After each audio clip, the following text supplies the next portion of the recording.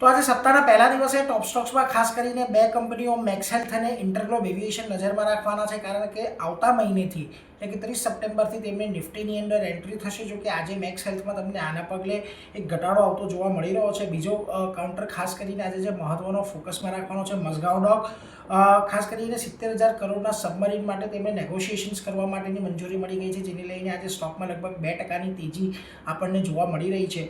આ ઉપરાંત સીએચ પર ખાસ નજર રાખવાની છે, કારણ કે ઓફરોડ ટાયરની અંદર તેઓ ખાસ કરીને $171 મિલિયન શ્રીલંકાની અંદર રોકાણ કરવાના છે. એને લઈને આજે અહીંયા તેજી છે. યસ બેંકની અંદર સુમિટોમો મિત્સુઈ બેન્કિંગ કોર્પોરેશનને 25% જેટલો હિસ્સો ખરીદવાની આરબીઆઈની મંજૂરી મળી ગઈ છે. ત્યારબાદ અહીંયા આજે સારી તેજી જોવા મળી રહી છે. આ ઉપરાંત બ્રિગેડ એન્ટરપ્રાઇઝ 950 કરોડની ક્ષમતાવાળો પ્રોજેક્ટ જાહેર કર્યો છે, જેને લઈને તેજી છે. ઇન્ટરઆર્કની અંદર પણ એક 90 કરોડનો ઓર્ડર મળ્યો છે, જેને લઈને તેજી છે. અને છેલ્લે બજાજ ફાઇનાન્સ પર જેફરીઝનો એક રિપોર્ટ આવ્યો છે. 22 કોલ સાથે 1100ના ટાર્ગેટ આપ્યા છે, એટલે એને લઈને આજે બજાજ ફાઇનાન્સમાં પણ તેજી જોવા મળી રહી છે. તો આ બધા સ્ટોક્સ છે જેના પર આજે ખાસ ફોકસ રાખવાનું છે.